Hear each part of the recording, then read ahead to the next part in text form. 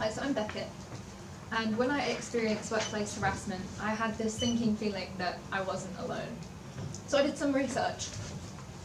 In the UK, it's actually illegal to discriminate your employees and anyone else based on the basis of gender reassignment or intent to undergo gender reassignment. However, 1 in 3 employers still say they would be less likely to employ someone who is transgender despite the law saying that they can't, and transgender hate incidents have risen by 81% in the past year alone. But in the US, which is where I intend to live in the future, there are no explicit protections for trans people whatsoever. It's on a state-by-state basis, and when it's opt-in, a lot of people feel like it's just not something they want to have the political issue of dealing with, so it's not in law. 44% of the trans population in America are underemployed, and 25% have actually already lost their job at least once because of their identity.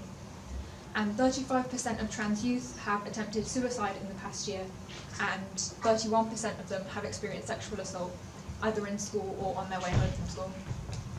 And from those figures, I think we can realise that it's just not okay, and something has to be done at the business level in order to change the mindset of the legal level and the public in general. So I asked some people in the United States, both trans and not trans, so I had a good overview of everyone's opinions, what they thought could be done to sort of remedy this.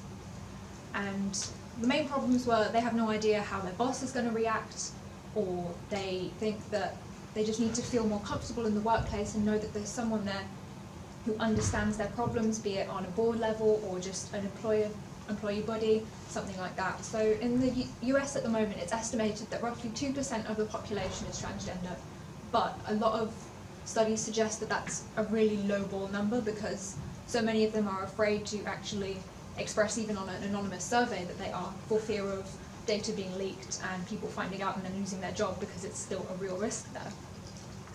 So my solution is a charitable organisation, social enterprise named Monica, based in the United States, but resources will be available worldwide.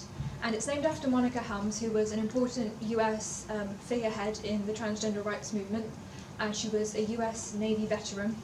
I think she was one of the first people to transition publicly, and she invented the blue and pink flag that you may have seen. So that's why I chose the name and the logo. Monica, it's a woman, and I tried to make it look like sort of your average woman, except she's got pink hair because I tried to incorporate the colours of the flag. So she's not too skinny, she's not too pale, she's not stereotypically like a supermodel, she's just your average woman, which is basically what trans people are. We're just average people, we just happen to have something about us that makes us different. And it's for employers seeking to increase their inclusion of trans people, be that customers, people in their supply chain, or their own employees, just everywhere across their organisational network. And our USP is that we have real trans experiences, so everyone that we would use for consultations and to create resources would have a real life story. So a lot of legislation and sort of resources at the moment in the US are quite prescriptive, and you can tell that they've been written by people who have not lived through the experiences, so they don't have an idea of what the trans community might want. And that's also our focus. A lot of organisations in the UK at the moment are focused on LGBT as a whole, and while that's great, I think the needs for the LGB side of the community are a lot different for the team. And we're low cost. I work for an organisation in the UK at the moment who does something similar, and it's hundreds of pounds to get a consultation. We would be a lot lower cost, obviously converted into dollars, and the PR hassle is the main cost saver for the business, because I've talked to a lot of people in businesses and they say that they're just scared of getting things wrong, and that's why they don't try and make these differences in their organisations. But if you talk to us privately and you work through those things, then you're not going to make the same mistakes that could cost you millions in PR. So these are some of the people who do similar things, but they're not quite the same. These people are lawyers, these people are just a website, these people are just networks, and that's a HR company. So we're kind of providing resources and consultations all together.